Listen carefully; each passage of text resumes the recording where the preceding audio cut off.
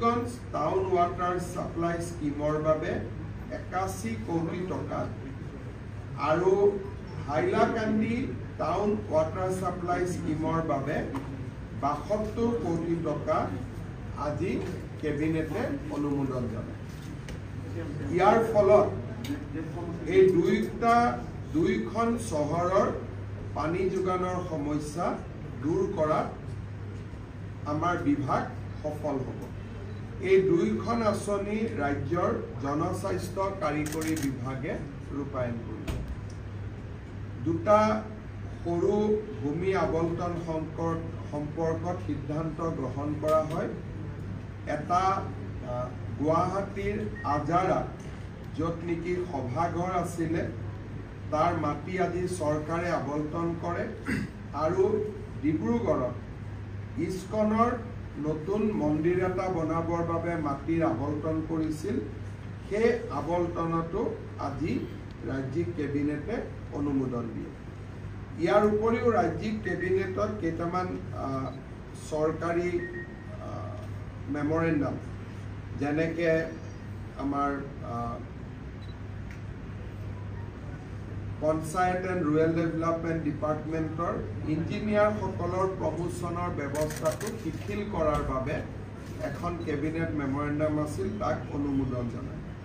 পঞ্চায়ত আৰু rural development ডিপাৰ্টমেণ্টত আজি আৰু এটা তেওঁলোকে মেমৰেণ্ডাম আনিছিল যে আমাৰ গাঁৱৰ হাট বজাৰবিলাক যেতিয়া নিবিদা দিয়া হয় তেতিয়া বিভিন্ন মহলদাৰে বহুত ওপৰত তেওঁলোকে ৰেট কোট কৰে। পৰৱৰ্তী পৰ্যায়ত সৰু সৰু দোকানী আদিৰ পৰা ধন সংগ্ৰহ কৰি চৰকাৰকো তেওঁলোকে বৰ্ধিত নিৰিখ দিব যত্ন কৰে আৰু নিজেও মুনাফা আদায়ৰ চেষ্টা কৰে। ফলত আমাৰ সৰু সৰু দোকানীসমূহে যথেষ্ট কষ্ট পায়। আমি এখন কেবিনেট কমিটি গঠন কৰি দিছোঁ যে বজাৰসমূহৰ পৰা সমুদায় ধন উঠোৱা ব্যৱস্থা বন্ধ কৰিব পাৰি নেকি। বজাৰসমূহত যিটো মহলদাৰী চিষ্টেম আছে, পঞ্চায়তে তাৰ পৰা টকা উপাৰ্জন কৰে, এই ব্যৱস্থাটো আমি সম্পূৰ্ণ বন্ধ কৰি দিব পাৰোঁ নেকি, যাতে বজাৰ সমিতিয়ে নিজেই বজাৰবিলাক পৰিচালনা কৰিব পাৰে আৰু কোনো মহলদাৰে ধন টকা পইচা সংগ্ৰহ কৰিব নোৱাৰে। সেই বিষয়ে কেবিনেট কমিটিখন ৰঞ্জিত দাসৰ অধ্যক্ষতাত নিৰ্মাণ কৰা হৈছে। সেই বিষয়ে সিদ্ধান্ত আহিব। কিন্তু বৰ্তমান এই বছৰত কোনো বজাৰ যোৱা বছৰৰ নিৰিখতকৈ আমি 10%তকৈ যাতে কোনো মহলদাৰে বেছিকৈ কোট কৰিব নোৱাৰে তাৰ বাবে আমি এটা সিলিং আজি লগাইছোঁ যে এই বছৰ আমি যিয়ে বজাৰ মহল আদি দিম তাৰ নিৰ্ধাৰিত মূল্য যোৱা বছৰতকৈ অকল 10%হে বেছি হ'লে হ'ব পাৰিব, তাতকৈ বেছি হ'ব নোৱাৰিব। ইয়াৰ ফলত আমাৰ সৰু সৰু দোকানীসমূহৰ লাভ হ'ব আৰু আমি আশা কৰিছোঁ অহা এমাহ দুমাহৰ ভিতৰত আমাৰ কেবিনেট কমিটিয়ে সিদ্ধান্ত দিলে আমি সমগ্ৰ বজাৰ আমি নিলামত দিয়া বা গোটেই ব্যৱস্থাটোকে আমি নোহোৱা কৰিব পাৰিম। আমাৰ বহুদিনৰ পৰা সৰ্বশিক্ষা অভিযানত কাম কৰি থকা শিক্ষকসকলৰ চাকৰি নিয়মীয়াকৰণৰ এটা ব্যৱস্থা চলি আছে। ৰাজ্যৰ এডভোকেট জেনেৰেলে আমাক এটা অপিনিয়ন দিলে যে চৰকাৰে উচ্চতম ন্যায়ালয়ৰ উমা দেৱী গোচৰৰ পৰিপ্ৰেক্ষিতত কাৰো চাকৰি নিয়মীয়াকৰণ কৰিব নোৱাৰে। কেবিনেটৰ এই পাৱাৰ উচ্চতম ন্যায়ালয়ে প্ৰত্যাহাৰ কৰিছে। তাৰ পৰিপ্ৰেক্ষিতত আমি কাৰো চাকৰি নিয়মীয়াকৰণ কৰিব নোৱাৰোঁ। কিন্তু সৰ্বশিক্ষা অভিযানত কাম কৰি থকা শিক্ষকসকলক যাতে আমি সকাহ দিব পাৰোঁ তাৰ বাবে আজি কেবিনেটে ৩৫,০০০ নতুন শিক্ষকৰ পদ চৰকাৰত সৃষ্টি কৰি SSR শিক্ষকসকলে সকলৰ বাবে এটা স্পেচিয়েল ৰিক্ৰুটমেণ্ট ড্ৰাইভ কৰিব খুজিছে অৰ্থাৎ এই বিশেষ ৩৫,০০০ পোষ্টত অকল SSA কাম কৰি থকা শিক্ষকসকলেহে আবেদন কৰিব পাৰিব আৰু বাকি নিয়মীয়া যিবিলাক পোষ্ট তাত ফ্ৰেছ কেণ্ডিডেট বিলাকে আবেদন কৰিব পাৰিব এই ৩৫,০০০ শিক্ষকে SSA ৰ পৰা আহি চৰকাৰত সোমোৱাৰ লগে লগে সৰ্বশিক্ষা অভিযানত ৩৫,০০০ পোষ্ট বিলুপ্তি হ'ব অৰ্থাৎ সৰ্বশিক্ষা অভিযানৰ ৩৫,০০০ শিক্ষকে স্পেচিয়েল ৰিক্ৰুটমেণ্টৰ বাবে চৰকাৰত আবেদন কৰিব চৰকাৰে তেওঁলোকৰ কাগজ পত্ৰ চোৱাৰ পিছত তেওঁলোকক নিয়োগৰ সুবিধা কৰি দিব চৰকাৰত য'ত NPS পাব চৰকাৰৰ পে স্কেল পাব ইনক্ৰিমেণ্ট পাব গোটেইবোৰ পাব কিন্তু এইখিনি হৈ উঠাৰ পিছত সৰ্বশিক্ষা অভিযানত পূৰ্বতে কাম কৰি থকা তেওঁলোকৰ পদসমূহ বিলুপ্তি হৈ যাব অৰ্থাৎ আমি ৰেগুলাৰাইজেশ্যন কৰিব নোৱাৰাৰ বাবে আমি স্পেচিয়েল ৰিক্ৰুটমেণ্ট ড্ৰাইভ সৰ্বশিক্ষা অভিযানৰ শিক্ষকসকলৰ বাবে কৰিব খুজিছোঁ আৰু ইয়াৰ ফলত মই ভাবোঁ যে অহা ৪-৫ মাহৰ ভিতৰতে সৰ্বশিক্ষা অভিযানৰ প্ৰতিগৰাকী শিক্ষকে চৰকাৰত নিযুক্তি পোৱাৰ সম্ভাৱনা মুকলি হ'ব আজিও তেওঁলোকে ৰেগুলাৰ ৰিক্ৰুটমেণ্ট ড্ৰাইভত কিছুমান তেওঁলোকে ৰেগুলাৰাইজ হৈ থাকে কিন্তু এইটো তেওঁলোকৰ কাৰণে হোলচেল কৰা হ'ব সেইকাৰণে আমাৰ ৩৫,০০০ শিক্ষকে চৰকাৰত সোমাবলৈ এটা সুবিধা পাব আমাৰ বিভিন্ন সংবাদ মাধ্যমত সাধাৰণতে এটা অভিযোগ উঠা যায় যে আমাৰ পৰিবহন আৰু ট্ৰেফিকৰ পুলিচসকলে সৰু সৰু অটো ৰিক্সা চালক আদি ফাইন আদিৰ কাৰণে দিগদাৰি কৰে বা আমনি কৰে তাৰ ফলত দুখীয়া মানুহখিনিৰ কষ্ট হয় আজি কেবিনেটত আমি দুটা সিদ্ধান্ত লৈছোঁ যে বাইকৰ আৰোহী টু হুইলাৰ এক্সেপ্ট হেলমেট আন কোনো কথাত ফাইন কৰিব নোৱাৰি অকল হেলমেট নিপিন্ধিলে ফাইন হ'ব বাকি আৰু কাগজ নাই পত্ৰ নাই এইবিলাকত যিটো ফাইন কৰে সেই ফাইনটো আৰু এতিয়াৰ পৰা নকৰিব যদি কাৰোবাৰ কাগজ নাই তেতিয়া তেওঁলোকক নোটিছ দিব তেওঁলোকে কাগজ ঠিক কৰিব কিন্তু ফাইন নলয় গভৰ্ণমেণ্টে তাৰ এটা SOP ট্ৰান্সপৰ্ট ডিপাৰ্টমেণ্টে ৰিলিজ কৰিব দ্বিতীয়তে অটো ৰিক্সা ৰিক্সা যিকোনো 3 হুইলাৰ 3 চকীয়া যুক্ত গাড়ী 4 বাৰকৈ তেওঁলোকে ৰিপিটেড অপৰাধ নকৰালৈকে তেওঁলোকৰ পৰা কোনো ফাইন নোলোৱাৰ সিদ্ধান্ত লৈছে মানে এজন অটো ৰিক্সা বা এটা ই-ৰিক্সা বা এজন ৰিক্সা চালকে 4টা ফাইন কৰাৰ পিছতহে 5 নম্বৰ বাৰতহে তেওঁলোকৰ পৰা ফাইন ল'ব পাৰিব মানে 4 বাৰ আমি তেওঁলোকক ৱাৰ্নিং দিম 4 বাৰ ৱাৰ্নিং দিয়াৰ পিছতো যদি তেওঁলোকৰ ভুলটো তেওঁলোকে কৰিয়েই থাকে তেতিয়াহ'লে 5 নম্বৰ বাৰতহে তেওঁলোকৰ পৰা ফাইন লোৱা যাব আৰু তেনেকে মটৰচাইকেল স্কুটাৰ স্কুটি আদিৰ পৰা এটাতে খালি ফাইন লোৱা যাব হেলমেট নিপিন্ধিলে বাকি আন কথাত আমি তেওঁলোকৰ পৰা ফাইন নলওঁ ইয়াৰ ওপৰত ট্ৰান্সপৰ্ট ডিপাৰ্টমেণ্টক নিৰ্দেশ দিয়া হৈছে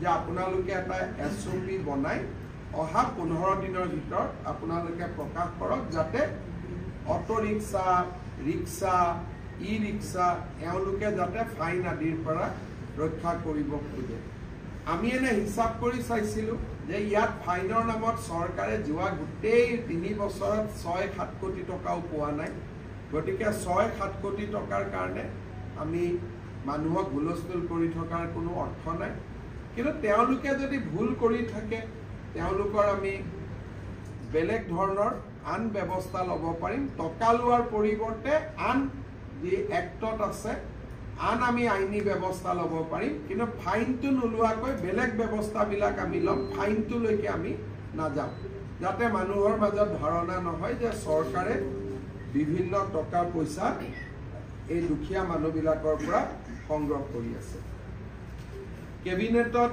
যেটো দুটাই ডাঙৰ সিদ্ধান্ত আছিল এক প্ৰকাৰ ক'ব গ'লে সৰ্বশিক্ষাৰ শিক্ষকসকলৰ বাবে স্পেচিয়েল ৰিক্ৰুটমেণ্ট আৰু ফাইনৰ ক্ষেত্ৰত আজি আমি বহুখিনি শিথিল কৰাৰ যেটো ব্যৱস্থা এই দুটা ব্যৱস্থা নলবাৰীৰ কাৰণে আমি কেইটামান আজি সিদ্ধান্ত লৈছো আপোনালোকক জনাব খুজিছো নলবাৰীত প্ৰায় 350 অবিবি শিক্ষক আছে তেওঁলোকৰ নামত অবিবি কিন্তু তেওঁলোকৰ চাকৰি নিযুক্তিটোই ইলিগেল ইৰেগুলাৰ হোৱাৰ কাৰণে তেওঁলোকে চাকৰিও কৰিব নোৱাৰিলে দৰমহাও পাব নোৱাৰিলে আৰু তেওঁলোক বহু দিনৰ পৰা দুখ আৰু কষ্টৰ মাজত আছে এই 387 গৰাকীক আমি CM ট্ৰিপলে য'ত চৰকাৰে 2 লাখ টকালৈকে 1 লাখ টকা ৰাজ সাহায্য 1 লাখ টকা লোন দিয়ে এই আঁচনিখনৰ অধীনত আমি নলবাৰীৰ এই 344 জন ব্যক্তিক আনিবৰ বাবে আমি সিদ্ধান্ত লৈছো তেওঁলোকে এই বছৰৰ ভিতৰতে 30 ছেপ্টেম্বৰত এই পুঁজি আমি বিতৰণ কৰাৰ সিদ্ধান্ত লৈছো গতিকে 30 ছেপ্টেম্বৰত নলবাৰীৰ এই ব্যক্তিসকলে চৰকাৰৰ পৰা এটা আৰ্থিক সাহায্য লাভ কৰিবলৈ সক্ষম হ'ব 347 যিখিনি ফৰেনচিকৰ যিখিনি প্ৰুভ হৈছিলে পেকেজ বুলি নহয় CM ট্ৰিপলে মুখ্যমন্ত্ৰীৰ আত্মনিৰ্ভৰ অসম আঁচনিত তেওঁলোকক অন্তৰ্ভুক্ত কৰা হ'ব ফলত তেওঁলোকে 2 লাখ টকা লাভ কৰিব 1 লাখ টকা লোন হ'ব 1 লাখ টকা গ্ৰান্ট হ'ব দ্বিতীয়তে নলবাৰীৰ জিলাৰ 4টা উল্লেখযোগ্য ধৰ্মীয় অনুষ্ঠান বিলেশ্বৰ মন্দিৰ বালিলেচাৰ কালী মন্দিৰ বাঘেশ্বৰী মন্দিৰ আৰু হৰি মন্দিৰত আমি 3 কোটিকৈ সৰ্বমুঠ 12 কোটি টকা আৰ্থিক অনুদান দিয়াৰ বাবে আমি সিদ্ধান্ত লৈছো যাতে এই গোটেই 4টা মন্দিৰ 100 বছৰতকৈ অধিক পুৰণি ইয়াক যাতে ধৰ্মীয় পৰ্যটন ক্ষেত্ৰলৈ ৰূপান্তৰ কৰিব পাৰি নলবাৰী জিলাত আমি এটা কনভেনশন সেন্টাৰ আৰু এটা নতুন আৱৰ্ত ভৱন নিৰ্মাণ কৰাৰ বাবে আমি সিদ্ধান্ত লৈছো এটা নতুন কনভেনশন সেন্টাৰ হ'ব আৰু এটা নতুন আৱৰ্ত ভৱন হ'ব নলবাৰীৰ মহেন্দ্ৰ নাৰায়ণ চৌধুৰী মহাবিদ্যালয় আমি মহিলা মহাবিদ্যালয়ত আমি বিজ্ঞান শাখা প্ৰৱৰ্তনৰ বাবে সিদ্ধান্ত লৈছো যাতে নাৰী শিক্ষা আগবাঢ়িব পাৰে দ্বিতীয়তে আপোনালোকে জানে যে নলবাৰীত বৰক্ষেত্ৰীত MSDPৰ অধীনত এখন স্কুল বনাই থকা হৈছিল প্ৰায় 32 কোটি টকা খৰচ কৰি স্থানীয় ৰাইজে কলে যে স্কুলৰ ৰেসিডেন্সিয়েল স্কুলৰ তাত প্ৰয়োজনীয়তা কম আছে গতিকে তাত এখন কলেজ দিব লাগে গতিকে চৰকাৰে তৎকালীনভাৱে প্ৰযোজ্য হোৱাতকৈ বৰক্ষেত্ৰীৰ মুকালমুৱা যিখন MSDPত আমি ৰেসিডেন্সিয়েল স্কুল বনাইছিলো তাত এখন আমি ডিগ্ৰী কলেজ অনুমোদনৰ বাবে আমি সিদ্ধান্ত লৈছো নলবাৰীত আমি 19 কিলোমিটাৰ নতুন মথাউৰি বনাবৰ বাবে সিদ্ধান্ত লৈছো সেইটো হল মৰা পাগলাদিয়া আৰু বুঢ়াদিয়া নদীত আমি 16 কিলোমিটাৰ নতুন মথাউৰি বনাম যাতে নলবাৰী জিলা বানপানীৰ পৰা ৰক্ষা কৰিব পাৰে কাৰণ নলবাৰীত আমি যোৱা 3-4 বছৰ বানপানীত চাব আহোঁতে দেখিছো ইয়াত মথাউৰি ভঙা নাই কিন্তু মথাউৰি নথকা সেকশনটো দি পানী সোমাই যায় সেই কাৰণে আমি মৰা পাগলাদিয়া আৰু বুঢ়াদিয়া নদীত প্ৰায় 16 কিলোমিটাৰ আমি নতুন মথাউৰি বনাব খুজিছো আৰু 16 কিলোমিটাৰ হল মৰা পাগলাদিয়া বুঢ়াদিয়া নদীত এইটো হল আমাৰ নলবাৰী সমষ্টিত পৰা নলবাৰী আৰু বিশেষকৈ টিহুত আৰু বৰক্ষেত্ৰীটো বুঢ়াদিয়াৰ ওপৰত আমি 3 কিলোমিটাৰ বনাব খুজিছো টিহুত হল 16 কিলোমিটাৰ তাতে মৰা পাগলাদিয়াও থাকিলে বুঢ়াদিয়াও থাকিলে আৰু বৰক্ষেত্ৰীলৈকে যেটো বুঢ়াদিয়া নদী আগবাঢ়ি গৈছে তাতো আমি 3 কিলোমিটাৰ নতুনকৈ আমি মথাউৰি বনাব সিদ্ধান্ত লৈছোঁ। বৰ্তমান এইটো খোলা অংশ আছিল, খোলা অংশৰ ওপৰত আমি মথাউৰি বনাবৰ বাবে সিদ্ধান্ত লৈছোঁ। তাৰ ফলত এই অঞ্চলৰ ৰাইজৰ বানপানীৰ পৰা তেওঁলোকে ৰক্ষা পাবৰ বাবে সক্ষম হ'ব। নলবাৰী মেডিকেল কলেজলৈকে যাবৰ বাবে হাইৱেৰ পৰা এখন আমি পুৰণীয়া সেতু বনাবৰ বাবে সিদ্ধান্ত লৈছোঁ, যাতে যিটো তাতে অলপ এক্সিডেণ্ট স্পট এটা বনি আছে, আমি যাতে ফ্লাইঅভাৰ এখন বনাই হাইৱেৰ পৰা আমি বিশ্ব শৰ্মা পথত যাতে আমি গৈ অৱতীৰ্ণ হ'ব পাৰোঁ। ঘগ্ৰাপাৰা ফাইনেলি আমাৰ ইয়াত যিখন ষ্টেডিয়াম বনাই থকা হৈছে, ষ্টেডিয়ামখনক আমি নৰ্থ কামৰূপ ষ্টেডিয়াম আৰু গৰ্ডন স্কুলৰ দুইখন ফিল্ডক লগাই আমি নলবাৰীত এখন আটকধুনীয়া ক্ৰীড়া ষ্টেডিয়াম আমি বনাবৰ বাবে সিদ্ধান্ত লৈছোঁ। আৰু এইটো PWD ডিপাৰ্টমেণ্টে গ্ল'বেল হেডৰ পৰা কৰিব, যাতে ধনৰ অসুবিধা নহয়। আপোনালোকে জানে যে L&Tৰ লগত লগ লাগি আমি ধমধমাত খুব ডাঙৰ স্কিল চেণ্টাৰ এটা কৰিব গৈ আছোঁ। তাৰো আজি কেবিনেটে অনুমোদন জনায়, যিটো এখন ভাল স্কিল চেণ্টাৰ এটা হ'ব আৰু খুব ষ্টেট অফ আৰ্ট এটা স্কিল চেণ্টাৰ আমি ধমধমাত নিৰ্মাণ কৰিম। নিৰ্মাণ কাম চলি আছে, তাক আজি কেবিনেটে গোটেইখিনি অনুমোদন দিয়ে আৰু এইটো এটা খুব state of art skill centre. এইখিনি আজি নলবাৰীৰ কাৰণে সিদ্ধান্ত লোৱা হ'ল। ৰাজ্যৰ বাবে লোৱা সিদ্ধান্তৰ বিষয়ে আপোনালোকক ক'লোঁ। আপোনালোকে যদি কিবা দুই এটা সুধিব খোজে সুধিব।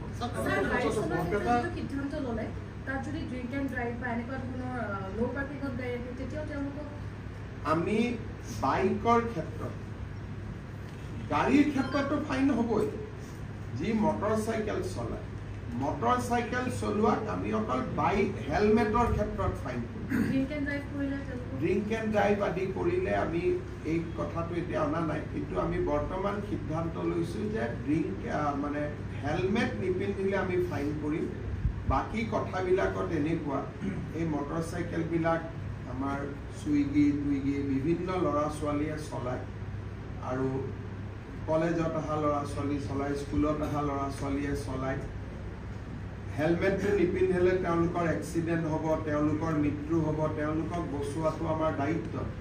বাকী এই যে কিবা এক্সপায়াৰী ডেট হৈ গ'ল, কিবা পলিউশ্যন নাই, কিবা প্ৰিমিয়াম দিয়া নাই, সৰু সৰু কথাৰ কাৰণে যিবিলাক ফাইন কৰে, ড্ৰিংক এণ্ড ড্ৰাইভটোতো ফাইন থাকিবই, কিন্তু সৰু সৰু কথাৰ কাৰণে যিবিলাক ফাইন কৰে, কেতিয়াবা অভিযোগ আহে যে লাইচেন্সখন 2 দিন পাৰ হৈ গ'ল, ক'ৰবাত ৰেজিষ্ট্ৰেশ্যন নম্বৰটো নাই, ক'ৰবাত পলিউশ্যন নাই, বাকী কথাবিলাকৰ যিটো ফাইন কৰে তাক আমি প্ৰথম ৱাৰ্ণিং দিহে পিছত আমি আইনী ব্যৱস্থা আইনৰ ব্যৱস্থাক বাদ দি আইনী ব্যৱস্থাবিলাক থাকিব। খালি টকাটো নলওঁ, বাকী লাইচেন্স কেঞ্চেল, অমুক কেঞ্চেল, যিবিলাক আইনী ব্যৱস্থা সেইবিলাক থাকিবই। খালি ফাইনটো আমি নলওঁ, বাকী আইনী ব্যৱস্থা হ'ব, ফাইনটো নহয়। আইনী ব্যৱস্থা থাকিবই, লাইচেন্স কেঞ্চেল হোৱা, কিবা হোৱা, আইনী ব্যৱস্থাবোৰ থাকিব। কিন্তু আপোনালোকে যে চৰকাৰক অভিযোগ কৰি থাকে চৰকাৰে টকা লয়, দৰমহা দিব, পইচা নাই, সেইটো আমি নোহোৱা কৰি দিছোঁ যে আমাক টকা নালাগে, আইনী ব্যৱস্থা আমি লওঁ।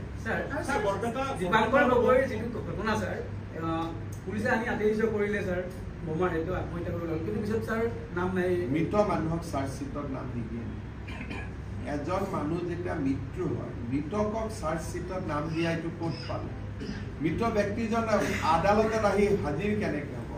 আইনৰ নিয়ম, এজন ব্যক্তি যদি মৃত্যু হয় তেতিয়াহ'লে তেওঁক আৰু কোনো চাৰ্জশ্বিটত তেওঁৰ নাম অনা নাযায়। স্যাৰ বৰপেটা আৰু কোকৰাঝাৰত স্যাৰ অসমীয়া গাঁৱত আক্ৰমণ কৰা হৈছে, লখিমপুৰত থানা জ্বলাই দিয়া হৈছে, স্যাৰ এইবিলাক কাম বেছি হৈ আছে, কি কাম হৈ আছে? যোৱা লোকসভা নিৰ্বাচনৰ পিছৰ পৰা আমি লক্ষ্য কৰিছোঁ যে যোৱা 3 বছৰে অলপ শান্ত হৈ থকা অসমখন অলপ লাহে লাহে কিছুমান বিশেষ ব্যক্তিয়ে অশান্তি কৰিবৰ কাৰণে আগবাঢ়িছে। যেনে যোৱা লোকসভা নিৰ্বাচনৰ পিছত 5-6টা ঘটনা সংঘটিত হৈছে। মাজবাটত এটা ধৰ্ষণৰ গোচৰ বা ধৰ্ষণৰ ঘটনা হৈছে, ঢেকিয়াজুলিত এটা ধৰ্ষণৰ ঘটনা হৈছে, নিৰ্বাচনৰ মাজত দুধ নৈ জনজাতীয় ছোৱালী এগৰাকীৰ ওপৰত একেই ধৰণৰ অত্যাচাৰ কৰা হৈছে, বৰপেটাত এখন গাঁৱত সংঘবদ্ধ আক্ৰমণ চলোৱা হৈছে, কোকৰাঝাৰতো এখন গাঁৱত সংঘবদ্ধ আক্ৰমণ চলোৱা হৈছে। যোৱা 3 বছৰ অসমত এইবিলাক কৰিব কোনেও সাহসো কৰা নাছিল আৰু প্ৰায় এইবিলাক ঘটনা কমি গৈছিল। কিন্তু যোৱা এমাহত উপৰ্য কৰি এনেকুৱা ঘটনা আৰু এটা পেটাৰ্ণ, কিছুমান বিশেষ লোক, বিশেষ ব্যক্তি, বিশেষ ঘটনা, এই ধৰণৰ ঘটনা আমাৰ মাজত পোহৰত আহিছে। অসম আৰক্ষীক নিৰ্দেশ দিয়া হৈছে যে কঠোৰৰ পৰা কঠোৰতম ব্যৱস্থা হাতত ল'ব লাগে আৰু এই বিষয়টোৱে আমাক চিন্তিত কৰিছে। ইয়াৰ আমি উত্তৰ বিচাৰি উলিয়াম। যোৱা এমাহত বিশেষকৈ লোকসভা নিৰ্বাচনৰ পিছত এটা চক্ৰ অনুপ্ৰাণিত হৈ উঠা দেখা গৈছে। মই 6টামান কেছটো আপোনালোকক মুখেদি কোৱালো আৰু মোৰ নলেজত নথকাও আৰু কিমান ঘটনা হৈ আছে তো মই নাজানো। গতিকে এই ঘটনাবিলাকে আমাক অলপ চিন্তিত কৰি তুলিছে। বিভিন্ন জায়গাত আমাৰ মন্ত্ৰীসকলো গৈছে ঘটনাৰ পিছত ঘটনাৰ খবৰ ল'বৰ কাৰণে।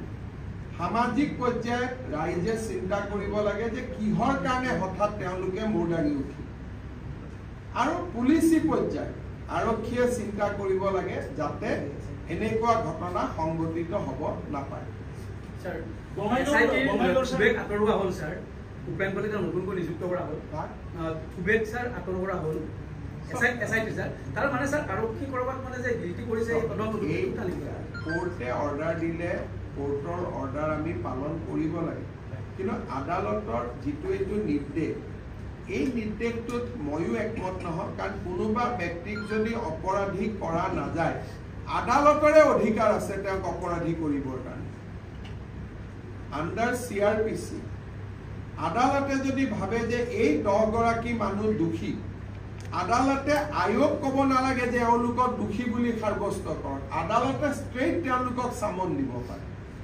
গতিকে মই জাজমেণ্টটো পৰীক্ষা কৰিব দিছোঁ যে আদালতে নিজে চামন নিদি তেওঁলোকক আয়োগৰ ওপৰলৈকে দায়িত্বটো কিয় গতাই দিছে। যেতিয়া আপোনালোকে পিছত SP বা কোনোবা আমাৰ DSP লগত বহিলে গম পাব, এখন যেতিয়া চাৰ্জশ্বিট দিয়ে পুলিচে, যদি ন্যায়াধীশজনে ভাবে যে পুলিচে 2জন মানুহক চাৰ্জশ্বিট দিয়া নাই, 4জনক দিছে, নিদিয়া 2জনক পুলিচে নিজেই আদালতে নিজেই চামন দিব পাৰে। আমাৰ দেশৰ প্ৰধানমন্ত্ৰী PV নৰসিম্হা ৰাওকো কোৰ্টেই চামন দি দিছিলে ডাইৰেক্ট, পুলিচে তেওঁক চাৰ্জশ্বিটত নাম দিয়া নাছিল। গতিকে আদালতে নিজৰ দায়িত্বটো নিজে পালন নকৰি আয়োজনক কিয় পালন কৰিব দিলে, বা আয়োজনেনো কিয় তেওঁক চাৰ্জশ্বিট নকৰিলে, গোটেই বিষয়টো মই অসমৰ মহা অধিবক্তাক চাব দিছোঁ। আৰু প্ৰয়োজন অনুসৰি আদালতত যি আছে তাক আমি ক'বৰ কাৰণে আমি চেষ্টা কৰিম। আদালতক আমি জনাম যে এইটোতো আপোনাৰে অধিকাৰ আছে। গতিকে 10 গৰাকী 12 গৰাকী 15 গৰাকী যি বিষয়া আপুনি প্ৰাইমা ফেচি অপৰাধী বুলি ভাবে, আপুনি তেওঁলোকক চামন দি দিব পাৰে, গোচৰত লৈ আহিব পাৰে। গতিকে এই বিষয়টো কি পৰিপ্ৰেক্ষিতত এই জাজমেণ্টটো হ'ল, আমাৰ AG তেওঁ চাব, তাৰপিছত মোক পৰামৰ্শ দিব, দিলে মই সেইমতে ব্যৱস্থা। বঙাইগাঁও হত্যাকাণ্ডৰ যিটো ভুল চৰকাৰী যিবুলিয়া হ'ল আপডেট আছে বিচাৰি পুলিচক সুধিব। এইবিলাক কথাত মই কমেণ্ট দিলে দিগদাৰ হৈ যায়। পিছত মানুহে কয় CM কেনেকৈ গম পালে, CM কোনে ক'লে। গতিকে পুলিচে তদন্ত কৰি আছে। SP বঙাইগাঁৱে আপোনালোকক জনাই দিব। শৰণীয়া কছাৰীসকল কছাৰী, গতিকে তেওঁলোকক আমি চাৰ্টিফিকেট কছাৰী বুলি আবেদন কৰিলে চাৰ্টিফিকেট পাই। যিবিলাক বড়ো কছাৰী মূলৰ জনজাতি, তেওঁলোকে বড়ো কছাৰী বুলি আবেদন কৰিলে চাৰ্টিফিকেট পাই থাকিব। কিন্তু যদি শৰণীয়া বুলি লিখি দিয়ে, শৰণীয়া শব্দটো সংবিধানত নাই, কাৰণ এইটো আমাৰ শংকৰদেৱৰ ধৰ্মত শৰণ লোৱাসকলক বা নাম কীৰ্তনত শৰণ লোৱাসকলক শৰণীয়া বুলি কয়। ই এটা সাংস্কৃতিক শব্দ, আধ্যাত্মিক শব্দ, কিন্তু এথেনিকেলি তেওঁলোক হ'ল কছাৰী। গতিকে কছাৰী বুলি লিখিলে চাৰ্টিফিকেটখন পাই যাব। শৰণীয়া কছাৰী বুলি ক'লে তেওঁলোকে নাপাব, কাৰণ শৰণীয়া শব্দটো আধ্যাত্মিক আৰু সাংস্কৃতিক শব্দ, এইটো নৃতাত্ত্বিক শব্দ নহয়।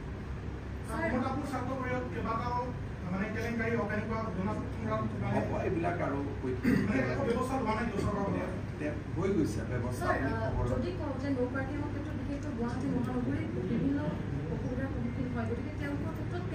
তেওঁলোকৰতো লাইচেন্সখন যাবগৈ না, আইনী ব্যৱস্থাটো থাকিবই। আমি টকাটোহে নলওঁ বুলি কৈছো, টকা নোলোৱাটো কোনো আপত্তি কৰিবলগীয়া নাই, আইনী ব্যৱস্থাটো লৈ থাকিব। কাৰণ টকাটো ল'লে মানুহে প্ৰশ্ন কৰে যে চৰকাৰৰ টকা নাই কাৰণে টকা লৈছে। আইনী ব্যৱস্থাটো অব্যাহত থাকিব, খালি টকাটো নহয়। মটৰচাইকেলত দুটা উঠিব পাৰিব তাৰমানে এতিয়াও হেলমেট পিন্ধিব লাগিব, হেলমেটতো ফাইন হ'ব।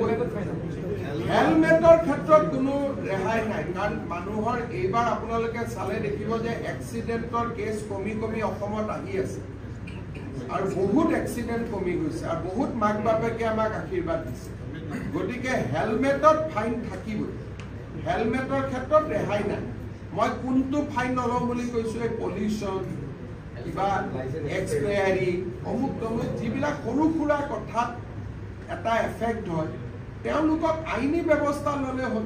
ফাইনক বাদ দি আইনী ব্যৱস্থা বহুত আছে। গতিকে ফাইনটো মই নল'ব কৈছোঁ, আৰু ৰিক্সাৱালা, অটো ৰিক্সা, এওঁলোকক মই ফাইন নল'ব কৈছোঁ। 4বাৰ ৱাৰ্ণিং দিয়াৰ পিছতো যদি নামানে 5 নম্বৰ বাৰ ফাইন ল'ম। 4বাৰ আমি ৱাৰ্ণিং দিব খুজিছোঁ।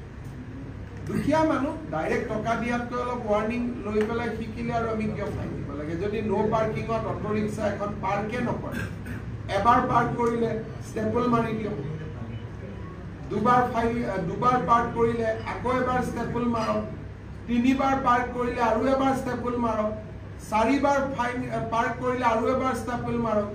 5 নম্বৰ বাৰ যেতিয়া আমি ফাইন কৰিম, তেতিয়া মানুহজনেও গম পাব যে নহয়, চৰকাৰে মোৰ ওপৰত অত্যাচাৰ কৰা নাই, মোক জেনুইনলি ফাইন কৰিছে, মই 4বাৰ আগত ভুল কৰিছোঁ। গতিকে আমি অকণমান মানুহখিনিক যাতে যিবোৰ অভিযোগ উঠি থাকে যে DTI লৈ ল'লে, MVI লৈ ল'লে, তাৰ পৰা আমি অলপ ৰেহাই দিব খুজিছোঁ। কিন্তু বেছিক কথাটোত আমি কম্প্ৰমাইজ নকৰোঁ। হেলমেটত আমাৰ কোনো কম্প্ৰমাইজ নাই। ছাৰ, আপুনি যিহেতু স্বাস্থ্য বিভাগৰ নতুনকৈ দায়িত্ব ল'লে, এতিয়া শেহতীয়াকৈ সংক্ৰামক ৰোগ বিভিন্ন বৃদ্ধি পাইছে, এই ক্ষেত্ৰত ছাৰ কি ধৰণৰ? বিশেষ ক'তো একো ৰোগৰ বৃদ্ধিৰ কোনো খবৰ নাই। তথাপি সংক্ৰামক ৰোগখিনি প্ৰতিৰোধ কৰা, মইতো জানাত এনেই কেম্প চলি আছে, কিন্তু বাকীটো হস্পিটেলতো বহুত পেচেণ্ট বৰ্তমান নাই, বা প্ৰাইভেট ক্লিনিকতো বহুত বৰ্তমান পেচেণ্ট নাই। কাৰণ বানপানী এইবাৰ তেনেকৈ হোৱা নাছিলে যে একদম মথাউৰি ভাঙি যায়। মই আজিয়ে নকওঁ, কিন্তু এইবাৰ প্ৰথম ৱেভত অন্ততঃ শালকটাটোক বাদ দিলে চিপাঝাৰক এটাও মথাউৰি নাভাঙাকৈ আমাৰ এটা জুন মাহটো প্ৰায় শেষ হ'ল। আৰু সেইটো তাৰ কাৰণে এইবাৰ মানুহে বহুত বেছি শিবিৰত যাবলগীয়া হোৱা নাই, পানী জমা হৈ থকা নাই বহুত বেছি, সেইকাৰণে ৰোগ আদিৰ প্ৰাদুৰ্ভাৱ কম। আৰু আমাৰ হাতত কোনো খবৰ নাই যে পেচেণ্টৰ সংখ্যা বাঢ়িছে বুলি, নৰ্মেল পেচেণ্টটোৱে চলি আছে। 15 আগষ্টৰ আশে-পাশে। ছাৰ, যোৱা ডিচেম্বৰ মাহত 2023 চনৰ ডিচেম্বৰ মাহত প্ৰায় 4-5 হাজাৰ শিক্ষকৰ পদৰ বাবে বিজ্ঞাপন দিয়া হৈছিল, কিন্তু তেওঁলোকৰ মেৰিট লিষ্ট কোনোবাই ক'লেনো আপোনালোকে কিয় সুধি থাকে? কোনোবাই হোৱাটছআপ দি থাকিব, আপোনালোকে সুধি থাকিব, এইটো বহুত লম্বা হৈ যাব। নিজে নিজে চব খবৰ পাই যাব। তদন্তটো ওলালেই যে ডেড বডিটো তেখেতৰ নহয়, সেইটো তাৰ পিছৰখিনি পুলিচে তদন্ত কৰিব। এজন পলুৱা মানুহক বিচাৰি অনাটোতো ইমান সহজ নহয়। শেহতীয়াকৈ দেখিবলৈ পোৱা গৈছে হত্যাকাণ্ডটো বহুতকেইটা হ'ল, কালি 50-60টা হ'ল, কিবা এটা হত্যাকাণ্ড হৈছে, এইটো এটা উদ্বিগ্নৰ খবৰ ৰাজ্যবাসীৰ কাৰণে। এইটো কিবা বিশেষ কথা নেকি? হত্যাকাণ্ড মোৰ কেইবাটাও হোৱাৰ মোৰ হাতত খবৰ নাই, মোৰ হাতত দুটাই খবৰ আছে, দুইটা আমি সমাধান কৰিব পুলিচে। আগতেও যিমান হত্যাকাণ্ড হৈছে পুলিচে প্ৰায়বিলাকেই বিচাৰি উলিয়াইছে। অলপ সময় লাগে, আৰু হত্যাকাৰীজনটো পুলিচৰ কাৰণে ৰেডি হৈ নাথাকে যে পুলিচে ক'লে মই ধৰি লৈ আহিম। ইও স্মাৰ্ট হয়, ইও পলাই ফুৰিব, দেশত যাব, বিদেশত যাব, গতিকে সময় লাগে। কিন্তু আমাৰ অসম পুলিচৰ এটা এতিয়ালৈকে এটা সফলতা যে যিমান চাঞ্চল্যকৰ হত্যাকাণ্ড হৈছে প্ৰতিটো হত্যাকাণ্ডৰে অপৰাধীক বিচাৰি উলিওৱা হৈছে কোৰ্টত চাৰ্জশ্বিটো দিয়া হৈছে যিমান কেইটা কিন্তু এতিয়া এইকেইটাটো একদম ৰিচেণ্ট হয়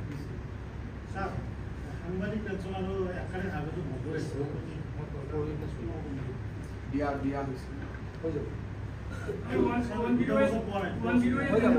তেনেকে সুধি থাকিলে গোটেই ৰাতি মই সুধি দিব লাগিব আপোনালোকক হোৱাটছআপ কৰি থাকিব আপোনালোকে মানুহে সুধি থাকিব মেইন ঠিক আছে বহুত বহুত ধন্যবাদ